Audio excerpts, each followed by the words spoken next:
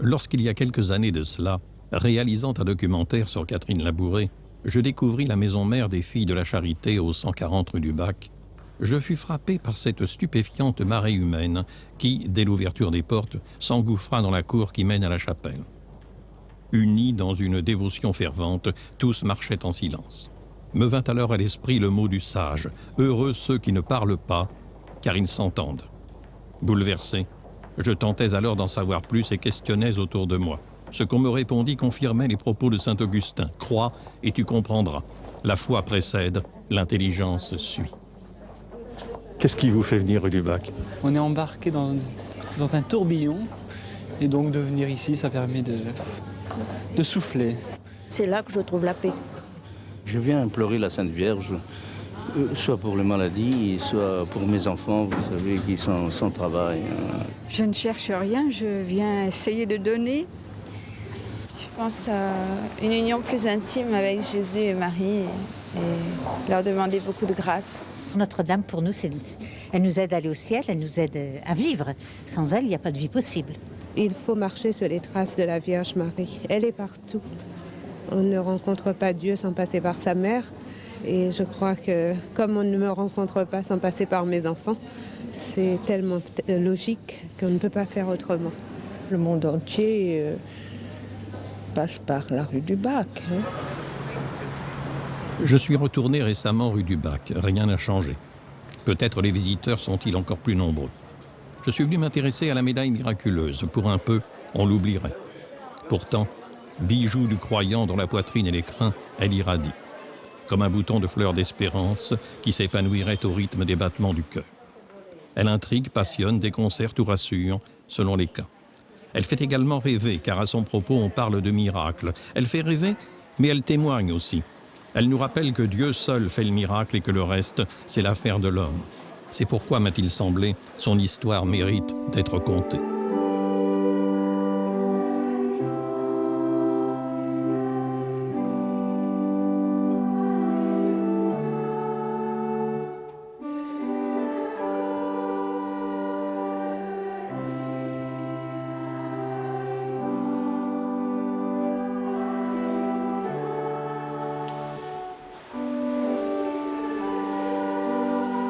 L'histoire de la médaille est certes indissociable de l'histoire de la chapelle de la rue du Bac. Si l'on méconnaît la seconde, on ignore tout de la première.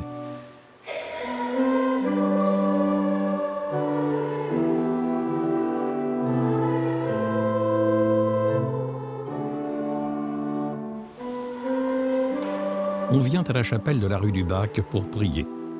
Beaucoup s'y préparent. Bernanos l'a bien joliment écrit. Le désir de la prière est déjà une prière. D'autres, bien que de passage, n'y résistent pas. C'est que, comme l'a dit André Gide, la prière est la forme oratoire de l'âme.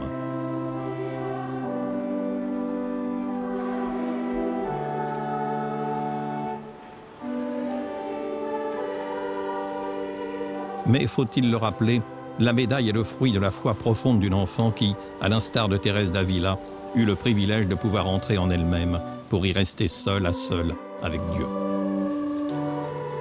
Au terme d'une rencontre avec Marie, on se rapprochera doucement, comme pour ne pas déranger, de la chaste Catherine Labouré, la petite paysanne bourguignonne à qui la Vierge s'adressa ce 27 novembre 1830. « Faites frapper une médaille, lui dit-elle, toutes les personnes qui la porteront recevront de grandes grâces. » À jamais endormie dans la chapelle, la messagère du ciel nous adresse par sa seule présence un bien beau message d'espoir. Oui, nous dit-elle, une femme même petite peut projeter une grande ombre. Et voilà que notre esprit vagabonde et qu'on marche sur les pas de Catherine qui vit le jour le 2 mai 1806. Enfant, elle travaillait à la ferme familiale.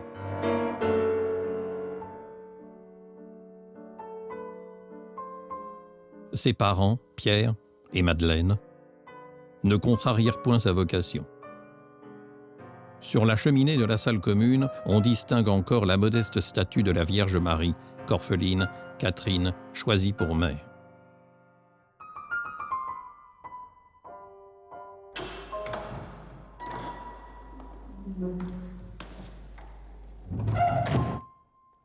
Une nuit, Elle rêve qu'elle se trouve dans la petite église du village où, chaque jour, après avoir pris soin de ses volailles, elle se rend pour prier. C'est qu'elle a déjà remarqué depuis longtemps que même la poule, quand elle boit, regarde vers Dieu. Dans son songe, un vieux prêtre paraît et lui dit un jour « Vous serez heureuse de venir à moi. Dieu a ses desseins sur vous. » Bientôt, elle comprendra en le voyant sur un tableau que le vieillard se nomme Saint Vincent de Paul. On connaît la suite. Catherine est novice rue du Bac. Parmi ses sœurs, elle ne reste point inactive. Elle sait bien que là où Dieu vous a semé, il faut fleurir. Elle s'apprête à passer 40 ans d'une vie de bonheur au service des pauvres, car elle a compris que la seule richesse du pauvre est dans son cœur. Joindre les mains, c'est bien. Les ouvrir, c'est mieux, a dit Louis Ratisbonne. Mais, comme il lui fut dit, Dieu avait pour elle d'autres desseins. À 3 reprises, elle verra apparaître le cœur de Saint Vincent. La première fois, il était blanc, présage de paix, de calme, de sérénité. La fois suivante, il était rouge de feu, évoquant la charité dans les cœurs. Enfin, elle le vit rouge et noir. Lui vint alors un sentiment de tristesse qu'elle associa au changement de gouvernement. Le cœur de Saint Vincent, certains affirment l'avoir vu battre, possible. Car comme l'a dit le poète, rien ne meurt sous les étoiles. Monsieur Aladel, le confesseur de Catherine, est seul informé, mais reste sceptique. Pourtant, comme on l'a vu, la Mère du Ciel a enjoint à la future sainte du silence de faire frapper la médaille lors de leur seconde rencontre en novembre 1830. Cette médaille qu'on peut considérer comme l'aboutissement de la mission dont Marie avait chargé Catherine 4 mois auparavant, dans la nuit du 18 juillet. Il est 23h30 cette nuit-là. Catherine sort de sa chambre pour se rendre à la chapelle où, lui a dit un enfant resplendissant de lumière, la Vierge l'attend. Cette nuit-là, la petite novice comprend qu'elle a été choisie entre toutes. Sa joie est grande, mais teintée d'anxiété, car elle sait qu'il est dit dans l'Évangile « À qui on aura donné beaucoup, il sera beaucoup demandé, et à qui on aura confié beaucoup, on réclamera davantage. » Sainte Catherine est prête au plan du cœur. Elle n'était peut-être pas prête aux apparitions en elle-même, mais intérieurement, j'allais dire psychologiquement aussi bien d'ailleurs que spirituellement, les deux, je pense, vont ensemble. Elle est ouverte à la rencontre avec sa mère. Elle attendait Marie. Elle avait avalé la veille un petit morceau du rocher de Saint-Vincent pour lui demander la grâce de voir la Sainte Vierge. Et elle dit dans un autographe, j'étais sûre que je la verrais, que mon bon ange me la ferait voir. Et ça s'est passé comme ça. Mais ce qui était surprenant, je veux dire surprenant, c'est que Catherine a osé demander à Marie que signifiaient les apparitions qu'elle a eues du cœur de Saint-Vincent. Elle ne comprenait rien. Elle n'avait jamais fait de politique à la campagne. Et Marie lui a expliqué. Et c'est là que Marie lui a dit « Mais n'ayez pas peur, je serai toujours là, je veillerai sur vous, il n'arrivera rien. »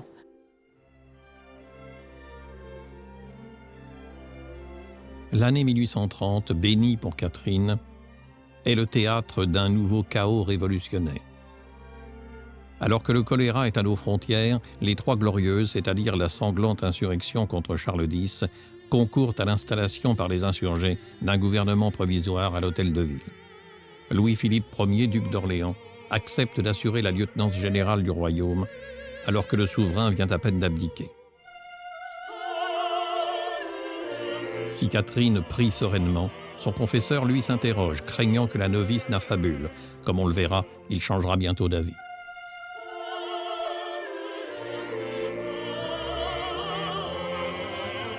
Sainte Catherine, je pense, c'est tout simplement quelqu'un qui a une, comment dirais-je, en elle-même, une certaine humilité et qui se rend compte en se disant « mais c'est pas possible que la Vierge soit venue uniquement pour moi.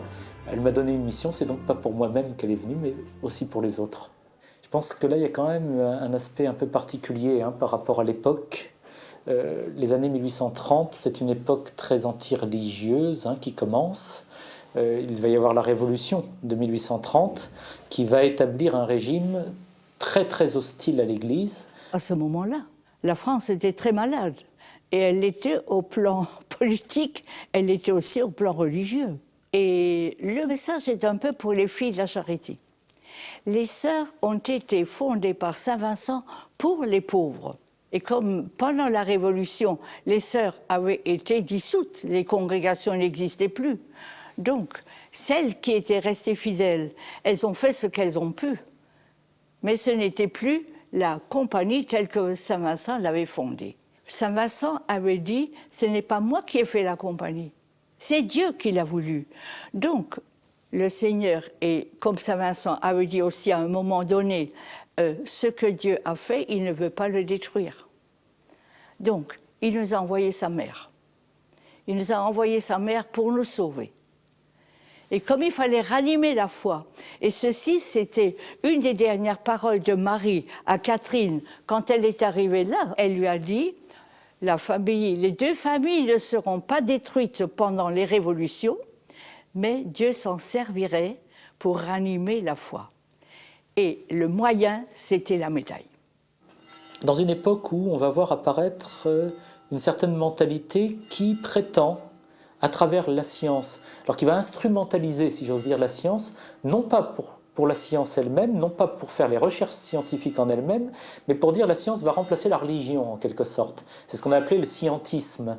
Eh bien, dans une époque de scientisme, qu'on ne doit pas confondre bien sûr avec la science, ça n'a rien à voir,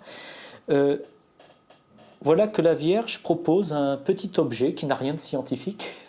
C'est le contraire même de quelque chose de scientifique. C'est un petit objet de métal fabriqué par l'homme et qui donne simplement un message sans aucune preuve, si j'ose dire. Voilà, on vous donne un petit objet et débrouillez-vous avec ça, si j'ose dire. Je fais exprès d'exagérer le trait, de forcer le trait pour bien montrer. C'est un peu le contraire de celui qui dit, ben voilà, 1 plus 1 égale 2, A plus B égale petit c, et donc désormais c'est comme ça, et on va croire en Dieu parce qu'on a décidé de démontrer Dieu. Eh ben non, elle dit on ne démontre pas, on rentre dans la foi. Ça n'a rien à voir avec vos questions de science ou pas de science. Ça n'a rien à voir avec vos questions de politique ou pas de politique.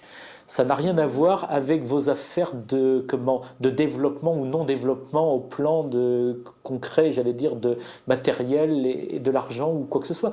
Ça a à voir avec le cœur de l'homme. C'est vrai que c'est une médaille qui nous vient du ciel. C'est pas le fruit de la pensée de quelqu'un qui aurait dit « je veux faire ça et faire passer mon petit cours de théologie voilà. ». Donc c'est vrai que ça aussi, on le reçoit ou on le reçoit pas. Mais ça nous a été donné. Je crois que c'est l'action de Dieu, tout simplement. Moi, je ne l'explique que par l'action de Dieu.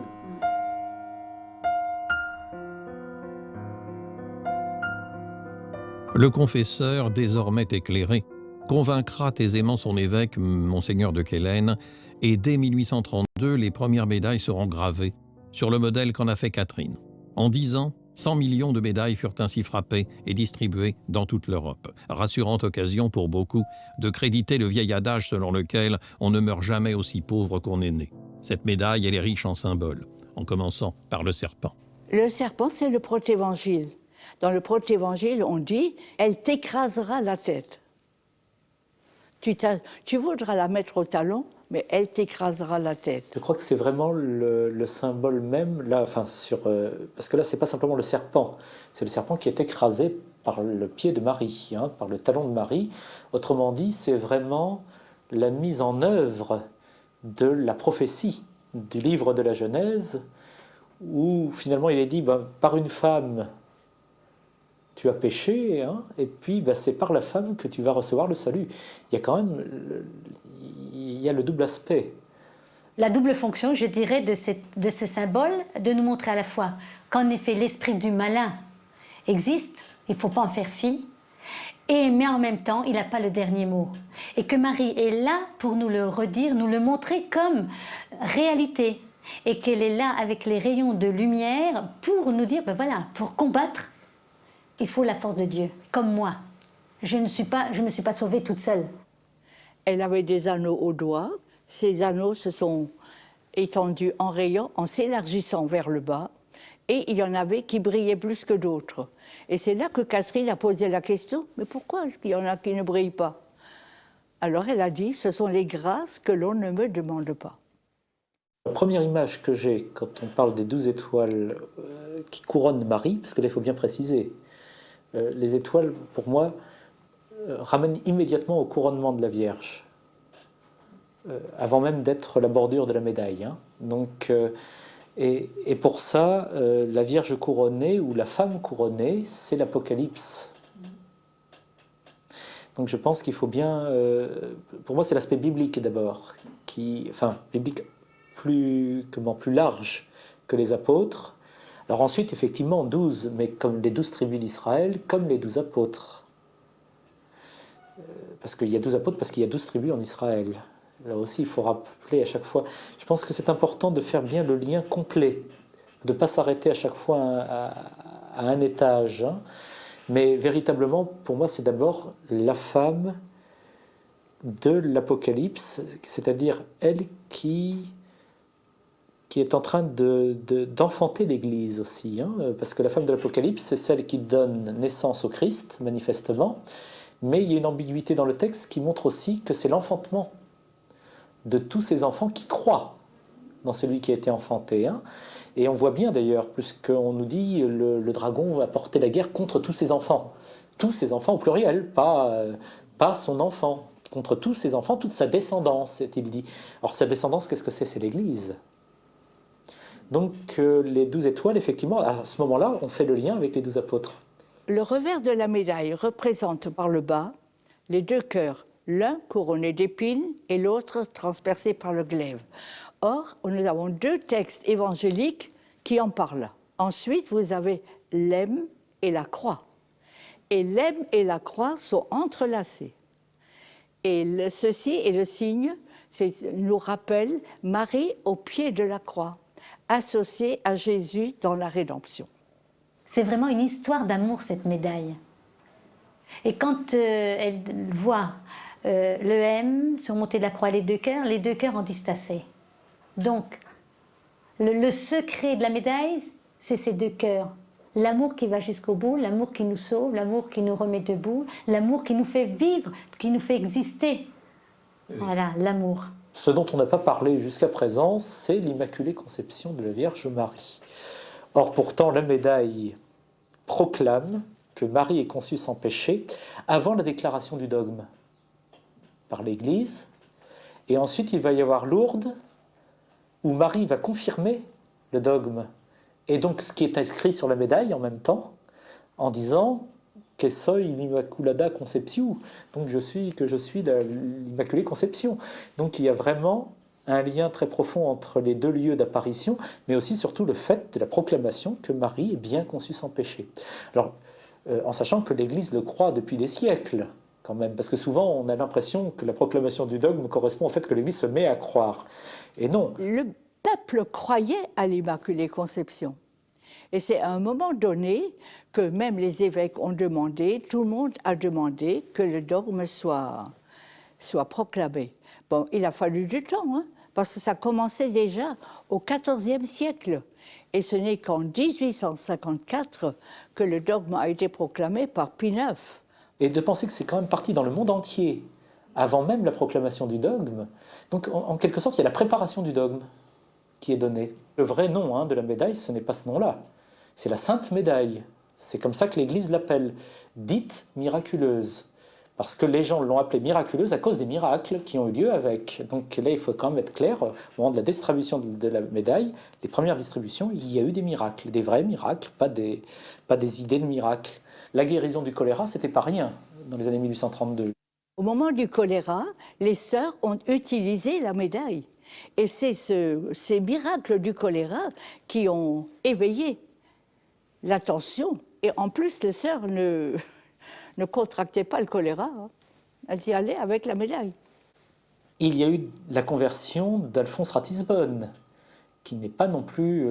ce qui est une conversion miraculeuse. Il voit la Vierge quand même. Donc ce ne sont pas des petites choses. Ratisbonne était un Strasbourgeois banquier juif. Il devait se marier. Il a reconnu la Vierge de la médaille. Et elle lui fait ça.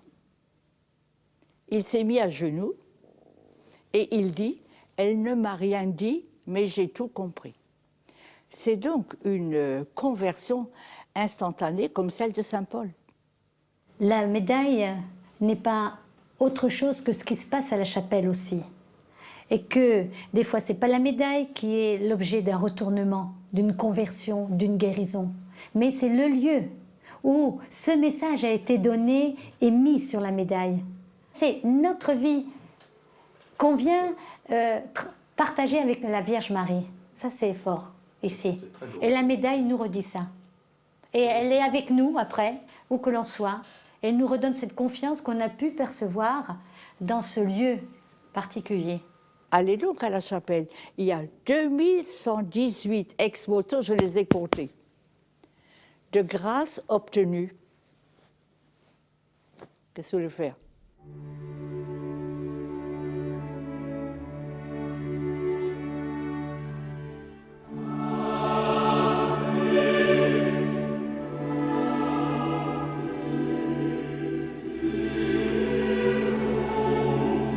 Parmi les fidèles qui fréquentent la chapelle, nombreux sont ceux qui possèdent la médaille. Le moment venu, elle leur rappelle que « qui ne sait souffrir ne sait vaincre » et que « où est une âme est une espérance ».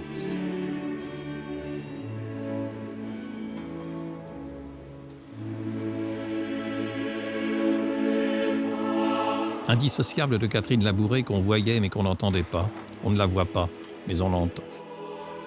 Ce qui est très frappant à la chapelle de la rue du Bac, c'est la diversité des personnes, et donc physique.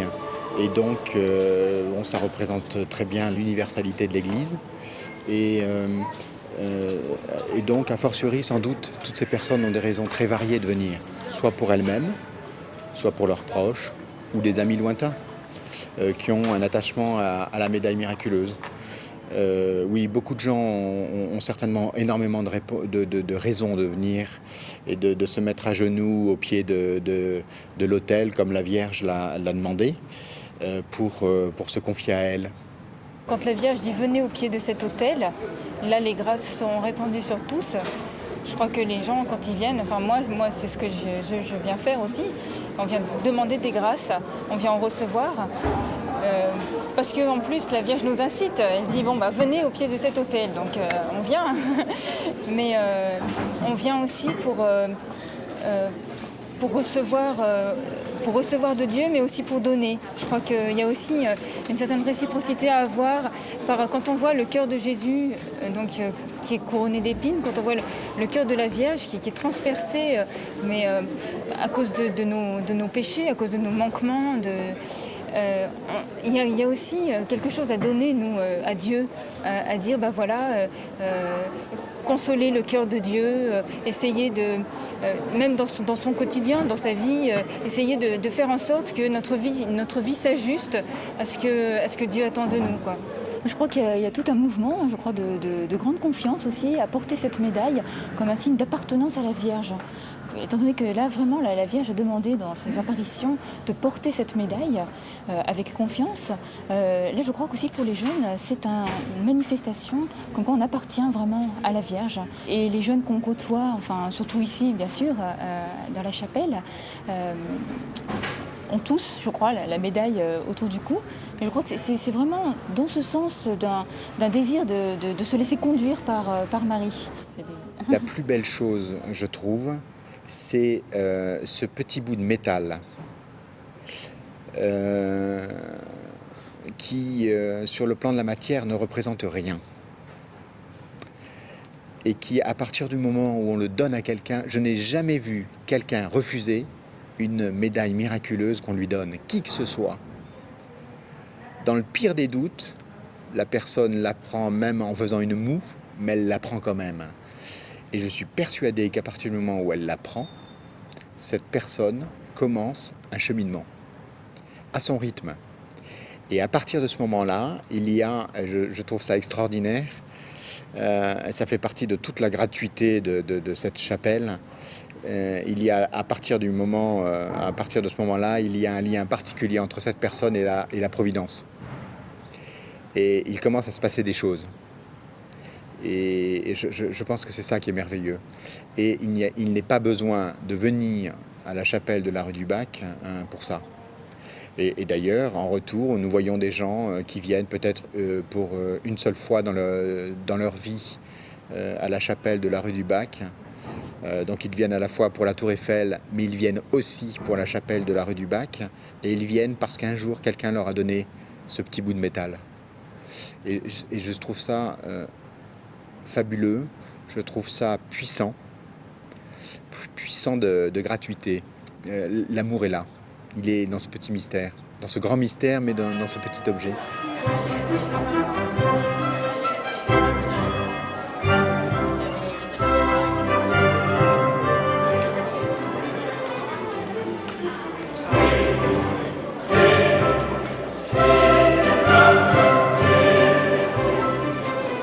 Ce qui m'a frappé cette fois, c'est cet homme qui, agenouillé au pied de l'autel, murmurait les vers de Paul Claudel. « Je n'ai rien à offrir et rien à demander. Je viens seulement, mère, pour vous regarder. Vous regarder pleurer de bonheur, savoir cela, que je suis votre fils et que vous êtes là. »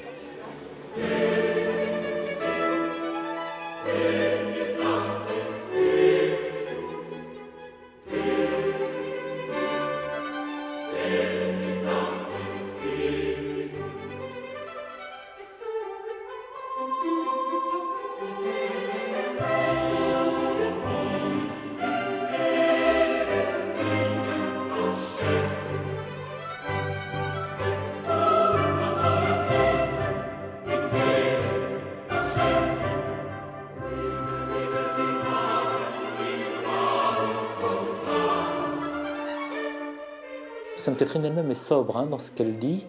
Simplement, elle est surprise que tout soit éclairé partout au moment où elle va aller à la chapelle, alors que tout devrait être éteint. Mais je ne crois pas que, comment dire, l'apparition en elle-même n'est pas naturelle, on est bien d'accord, mais en même temps, je ne suis pas sûr que quelqu'un qui aurait assisté à la scène aurait eu le sentiment de voir quelque chose de surnaturel. Je ne crois pas que ce soit un rêve de sa part. Et donc, c'est très concret. Il y a un enfant qui est là. Peut-être tout simplement... certains ont comparé l'enfant à l'ange gardien. Elle ne le dit pas vraiment non plus. Donc, elle ne sait pas qui c'était. Mais l'enfance, c'est quand même aussi, j'allais dire, l'innocence. Or, la Vierge, c'est l'Immaculée Conception. Enfin, il y a quand même un lien très fort. Et puis, je pense que l'enfant aussi, si on trouve un enfant dans un couloir, chez les filles de la Charité... ce n'est pas, comment dirais-je, il n'y aura pas de crainte. Les filles de charité se sont toujours occupées d'enfants, les enfants trouvés quand même. Je pense qu'il y a des liens que l'on peut faire nous. Mais est-ce que ça veut dire que cet enfant-là, je ne crois pas qu'il faille accorder plus d'importance à l'enfant qu'il n'en a, mais nous, on peut faire des liens, oui. Pour moi, les messagers de Dieu sont traversés par la lumière de Dieu, forcément. Donc peut-être ça nous dit quelque chose à ce niveau-là, que chaque fois que Dieu intervient par ses messagers, il y a cette lumière. Jésus dit « Je suis la lumière du monde ». Donc ceux qui sont les intermédiaires peuvent rayonner de cette lumière. Et donc c'est pas impensable que ce petit enfant soit lumineux et, comme elle dit, sur son passage, tout s'ouvrait, c'était comme à Noël. Donc cette présence de Marie qui est annoncée d'une certaine manière, elle est lumineuse par ce chemin de lumière auquel nous introduit cet enfant. Enfin, moi, je le verrais un peu comme ça. Il fallait bien un intermédiaire pour l'appeler. C'est le ciel qui a arrangé l'affaire, je suppose. Et ce ne sont pas les hommes qui l'ont. Pas du tout. Ça s'est passé comme ça. Et vous voyez, quand elle a hésité, elle ne comprenait pas que c'était la Sainte Vierge. Elle dit « J'ai vu une dame qui arrivait ». Mais l'enfant lui dit « Là, c'est la Sainte Vierge ». Il lui a dit d'une voix forte. Elle dit « Il parlait comme un homme ». Ce que j'aime bien chez Sainte Catherine, c'est que c'est pas elle n'est pas folle sur ce plan-là. Elle n'est pas elle ne cherche pas les apparitions au sens direct du terme.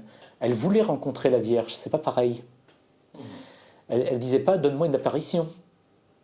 Et je pense que c'est très différent comme état d'esprit. Et en fait, elle voulait voir sa mère. Je pense que ça dit quelque chose de très fort. Parce que même quand l'enfant vient la chercher et l'amène à la chapelle, même quand elle est à la chapelle, finalement, elle ne s'attend pas à avoir une apparition. Oui, absolument. Voilà. Elle vient voir quelqu'un. Et ce quelqu'un, finalement, pour la voir, ça ne se passe pas comme ça, quoi. Ça ne se passe pas aussi facilement que ça. Je pense que ça nous dit bien aussi concrètement des difficultés qu'elle a eues sur le moment. même involontaire, même inconsciente peut-être, mais c'est vrai, l'enfant lui dit, elle est là, et elle ne la voit pas. Je trouve ça extraordinaire, parce qu'elle désire la voir en même temps. On ne peut pas rencontrer comme ça d'emblée une personne sans s'y être vraiment préparée. Sinon, on ne reconnaît pas. Et même après ce temps d'arrêt, elle ne reconnaît pas Marie. Et quand on voit comment Jésus chemine avec les disciples d'Emmaüs et qu'ils ne le reconnaissent pas, qu'à certains signes.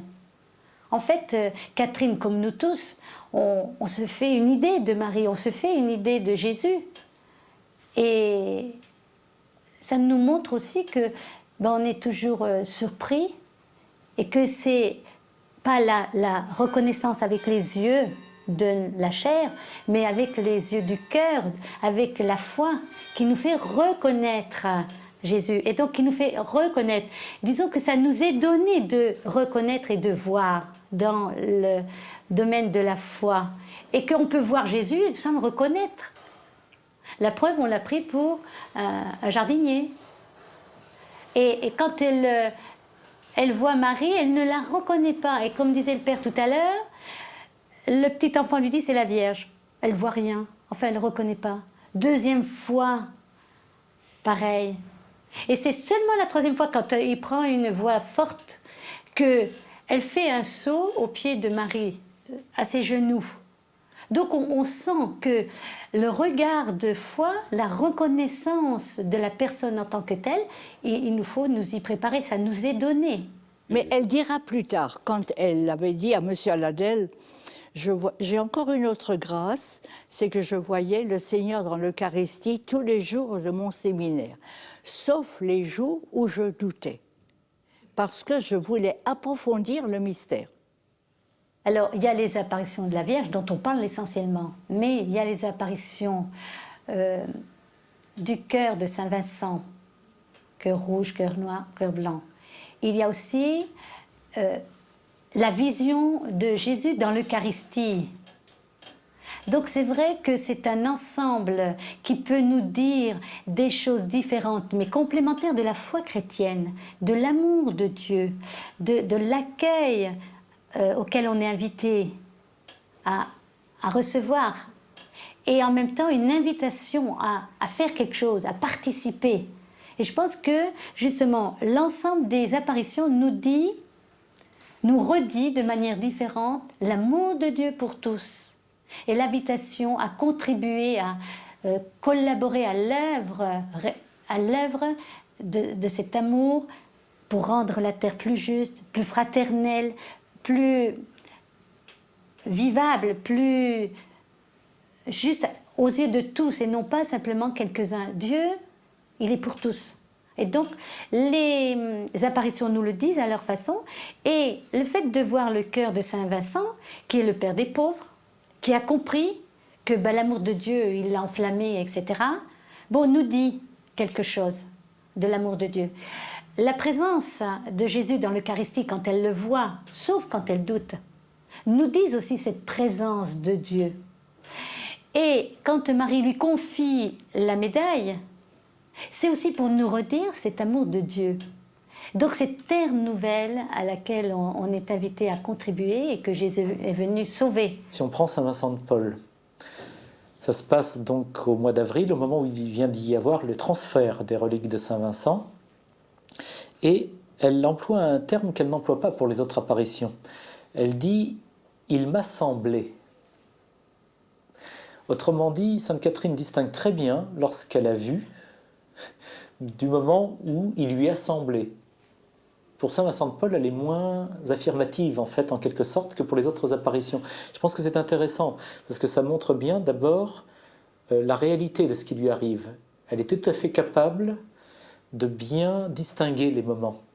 Ensuite, je pense que, les Filles de la Charité, Saint Vincent de Paul est le fondateur des Filles de la Charité, avec Sainte Louise de Marillac. Et en fait, c'est le moment où elle va avoir des renseignements, si j'ose dire, par ses apparitions, sur l'état de la Compagnie des Filles de la Charité, sur la vocation, en quelque sorte, et sur ce qu'il y a à vivre dans la Compagnie, en tant que Fille de la Charité. Puis ensuite, il y a un moment différent, on passe à un degré autre. Elle voit le Christ au moment de l'Eucharistie, et en même temps, le Christ ne parle pas.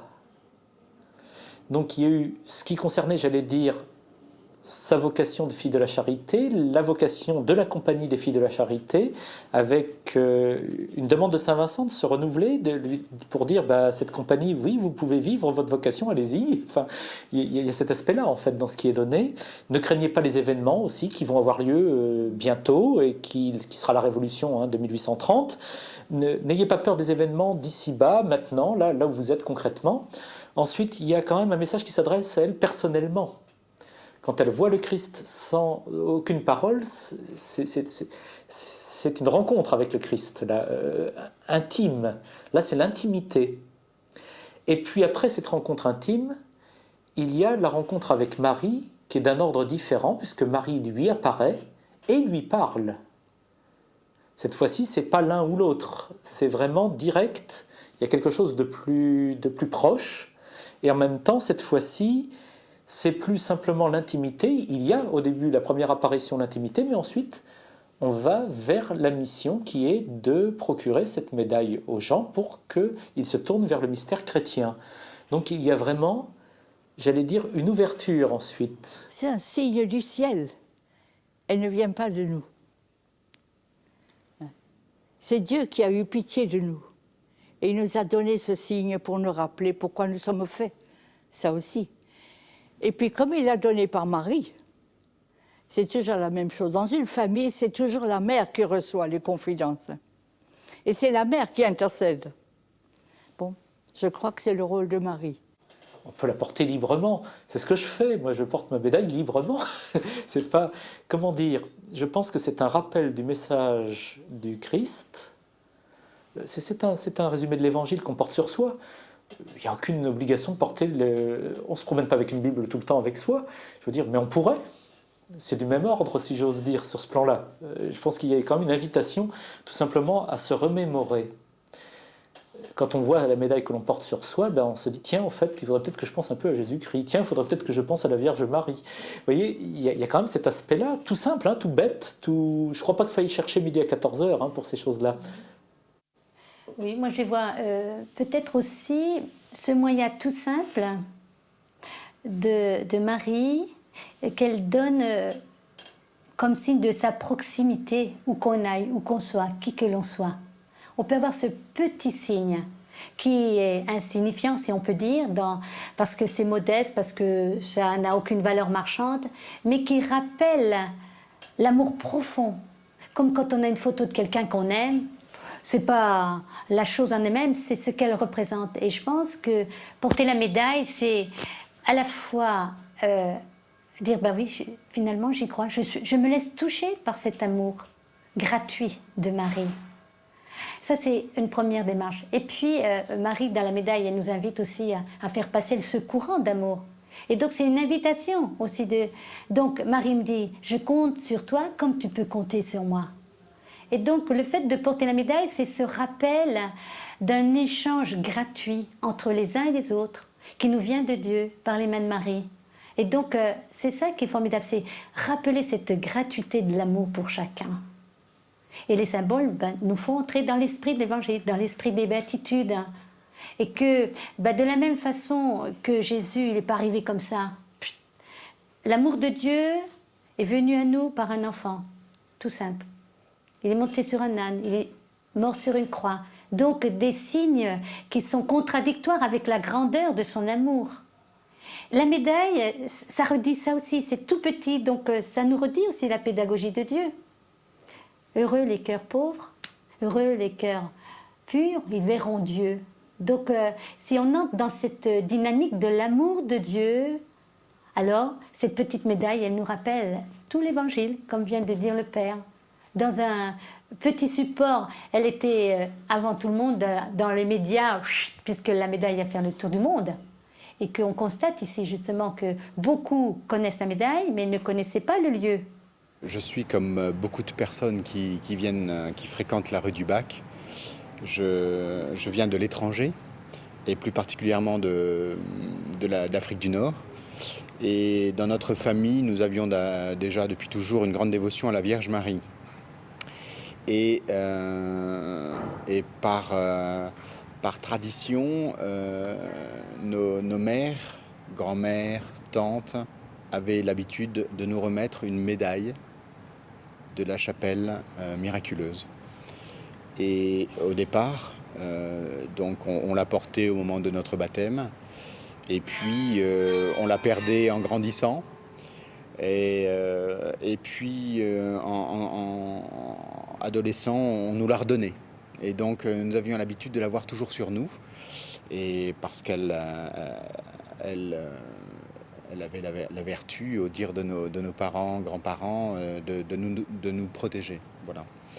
Et donc, il y a à peu près 15 ans, en arrivant à Paris, s'il y a un endroit que je ne connaissais pas et dont l'atmosphère familiale m'avait beaucoup parlé, c'était la médaille miraculeuse et donc le lieu dont elle est issue, la chapelle. Voilà. Et donc, quand on arrive à Paris, qui est une grande ville, bien qu'ayant quelques proches sur la région parisienne, il y a un endroit que très vite j'ai adopté, c'est la rue du Bac. Et donc, ça a été une deuxième phase un petit peu de cette aventure de la médaille miraculeuse, à savoir un lieu, une histoire, et les raisons pour lesquelles je portais cette médaille depuis tout petit. Et en fait, tout au long de ces 15 années, en vivant différentes étapes de vie d'homme, de ma vie d'homme en tant que célibataire, ensuite marié, aujourd'hui père de 2 enfants et séparé de mon épouse, mais vivant dans l'espérance de notre réconciliation familiale, eh bien la chapelle de la rue du Bac, la médaille, la Vierge Marie, son message, sont restés toujours très, très présents et reflètent un petit peu une atmosphère familiale, une atmosphère maternelle d'écoute, d'accueil, d'accompagnement. Avant même notre naissance, une amie de la famille était allée acheter ces médailles tout exprès. Donc on peut dire qu'on a été confiés d'une certaine manière à la Vierge de la rue du Bac. La médaille représente la personne qui vous aime et qui est capable de vous vouloir du bien, comme Dieu veut du bien, sans pour autant marchander avec vous quelque chose. Gratuitement, il nous veut du bien. Vous voyez, la médaille, c'est un gage en quelque sorte de cette réalité. Vous voyez, je pense à quelque chose sur ce plan-là. Quand les gens vont à Lourdes, beaucoup de gens à Lourdes touchent la grotte. Or, ils n'espèrent rien de la grotte elle-même. C'est bien parce que c'est l'endroit où Marie est apparue. Autrement dit, c'est une manière de dire, concrètement, la grotte existe, l'apparition a bien eu lieu. La médaille existe, la Vierge Marie s'occupe vraiment de moi. Je pense qu'il y a quand même ce lien. Vous savez, quand on fait de l'accueil pour les prêtres, entre autres, mais j'ai des sœurs aussi, je crois qu'on a à peu près le même type d'expérience, quand on est dans nos bureaux à accueillir les personnes, les gens, si on leur demande « Vous avez confiance en quelqu'un ?» ils vous répondent « Oui, en Marie ». Et je pense que le fait de porter la médaille, c'est ça aussi. Effectivement, il y a une recherche de protection, mais la protection, on l'attend bien de quelqu'un, pas simplement de l'objet, si j'ose dire. L'objet, c'est le gage que cette protection peut être réelle, parce que en portant la médaille, je porte quelque chose que Marie a demandé. On pourrait s'en passer, oui, mais elle a demandé de le porter. Alors bien sûr, c'est faire aussi peut-être un geste d'humilité que de porter la médaille. C'est un petit peu comme Naaman le Syrien. On lui demandait une chose très simple, c'était d'aller se baigner dans le fleuve, là. Et alors, il disait, c'est trop simple. Mais là, c'est un peu pareil. La Vierge nous demande de porter ça avec confiance et qu'on aurait des grâces. Et je crois que si notre mère nous demande de faire ça, c'est pas pour notre mal. Hein. Mais elle dit aussi la protection de Dieu est toujours là. D'ailleurs, c'est inscrit sur quand on sort d'ici, qu'on a confié tous ses soucis, tous ses problèmes, et il y en a qui ont de lourds fardeaux, et ben ils sortent et puis ils voient, voilà, la protection de Dieu est toujours là. Et la médaille, porter la médaille, en fait, c'est aussi avoir confiance dans cette phrase-là. On s'en va, on porte la médaille, mais Dieu est avec nous, quoi. Il se trouve que j'ai une fille trisomique qui a 24 ans, qui porte une médaille miraculeuse et qui, à l'âge de 18 ans, a fait un stage dans un CAT. Et donc, elle allait en bus, elle faisait ce stage en prenant un bus. Et le CAT se trouve à 3 km de chez nous. Je lui avais appris à prendre le bus. Et normalement, elle descendait juste devant le CAT. Et un jour, le CAT nous a appelés pour nous dire qu'elle n'était pas là. Elle a donc continué son chemin, puisqu'elle n'est pas descendue au CAT. Elle a continué dans le bus jusqu'à l'arrêt de bus qui se trouvait à près de 2 km à l'hôpital Mignot. Donc un endroit qu'elle ne connaît absolument pas. Et je lui avais toujours dit, quand tu es perdu, tu vas voir le chauffeur et il va t'aider. Mais là, elle était tellement affolée qu'elle n'a pas été voir le chauffeur et elle est descendue. Et elle s'est retrouvée dans un endroit inconnu. Mais elle savait que c'était l'hôpital, puisqu'elle y allait de temps en temps pour des consultations.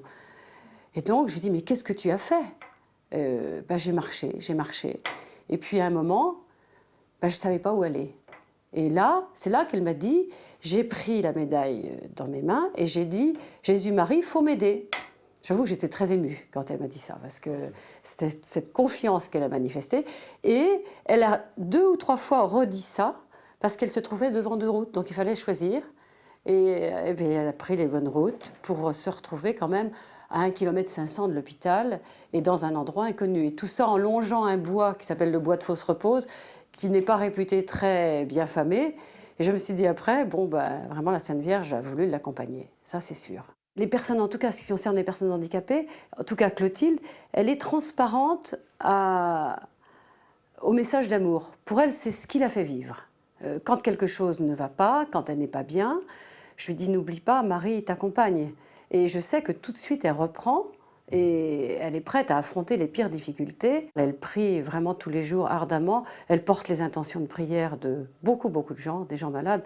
On reçoit beaucoup de demandes de prière et elle le fait très simplement. Et il lui arrive quelquefois, c'est assez émouvant, de nous dire le matin, cette nuit, j'ai discuté avec Marie. Bon, je dis ça, mais vraiment, ça questionne, mais elle est tellement paisible dans sa façon de le dire qu'on dit, ah bon, mais qu'est-ce qu'elle t'a dit ? Elle m'a dit, il ne faut pas s'inquiéter, il faut prendre son temps pour des choses, des questions qu'elle sait qu'on se pose. Pourquoi la Vierge se manifeste-t-elle aux plus pauvres ? Parce qu'ils sont peut-être là, ils sont là, ils ont leur cœur ouvert pour entendre. Venez à moi, venez. Je trouve merveilleux les pèlerins d'origine asiatique ou orientaux. Je les trouve, j'ai trop de retenue cartésienne pour le faire, mais je ne manque pas de les observer, d'être très touché quand les personnes s'abaissent et embrassent les marches, embrassent la grille. Je trouve ça très touchant. Des personnes dans la cour d'accès à la chapelle embrassent les statues, touchent. Nous sommes moins accoutumés à le faire en Occident, mais je trouve ça merveilleux. Ce sont des gestes d'enfants, spontanés. Certains disent que c'est de la superstition. Et ça, c'est l'idée que je voudrais carrément, l'idée à laquelle je voudrais tordre le cou, mais de toute mon âme. Vous voyez, comme ça, là. Mais donc, pour être plus sérieux, c'est le contraire d'une superstition. Vous voyez, la superstition, certains sociologues le faisaient remarquer, la superstition actuellement, c'est peut-être de n'avoir confiance qu'en soi-même. Vous savez, la superstition, ça consiste à quoi ? Souvent à utiliser un objet ou à utiliser quelqu'un en se disant, voilà, en utilisant, je vais avoir le résultat que je veux. C'est-à-dire que j'utilise, et j'emploie exprès le terme « utiliser », j'utilise l'autre ou l'objet comme un pur objet. Alors que la médaille, c'est la confiance en quelqu'un d'autre. Et donc non pas en soi-même, non pas dans sa propre action. Donc je n'utilise pas quelqu'un, j'ai confiance dans cette personne. C'est complètement le contraire de la superstition. Autrement dit, je mets ma confiance en quelqu'un d'autre. Cette médaille que j'ai autour du cou, c'est pour moi une alliance avec la Sainte Vierge. Voilà. Pour moi, c'est une alliance et puis je sais que quelque part, elle me protège. Elle me protège.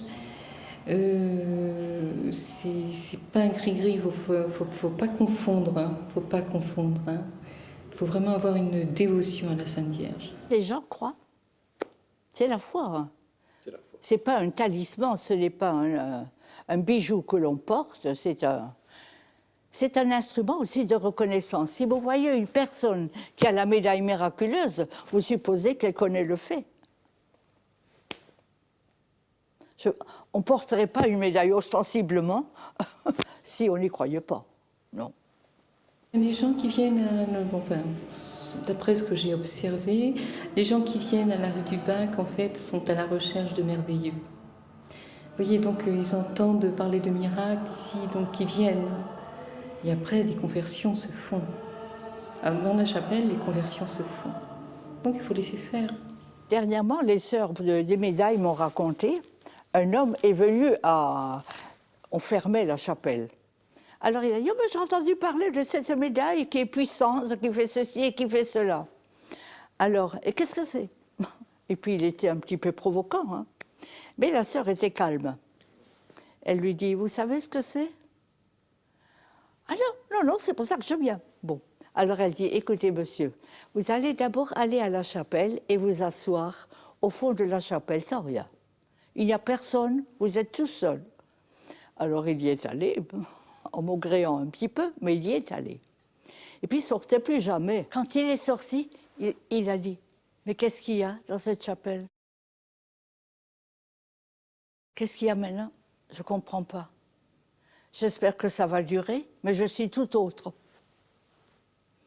Et puis il est parti. Expliquez. Les plus grands miracles, ils sont un petit peu aussi le secret du roi, quoi. Voilà, ça se passe dans les cœurs et ça se passe dans l'intimité peut-être aussi d'une pratique qui revient, dans la pratique du chapelet, dans la communion avec Dieu, quoi, et avec la Sainte Vierge. Il faut lire l'Évangile, parce que c'est là qu'on nous parle de Marie. Et puis, on n'en parle pas beaucoup, mais si on lit par exemple le passage de l'Annonciation, qu'on voit cette petite jeune fille qui était toute simple et qui dit oui à quelque chose d'inouï, on approche Marie, on approche sa grandeur, son mystère, ce silence après à Nazareth, et cette présence aimante toujours là, pas beaucoup de mots, mais de l'amour. C'est un devoir que nous avons de prier, hein, c'est un devoir. Maintenant, je ne pense pas personnellement que nous atteindrons le paradis grâce à la quantité de prières que nous avons faites, mais ce sera grâce à notre pureté de cœur. Ça, c'est... Tout ce qui peut ouvrir le cœur et nous rendre plus proches de Jésus, le connaître davantage, connaître Dieu, tout est bon. Les sacrements, parce qu'ils sont là pour nous donner la grâce, la prière parce que c'est un cœur à cœur avec le Seigneur, donc ça doit être tout simple. Quand on est dans les milieux, même estudiantins ou autres, c'est sûr que c'est pas la foi qui est première, hein, mais en même temps, quand on a la foi, on a un autre regard sur les choses.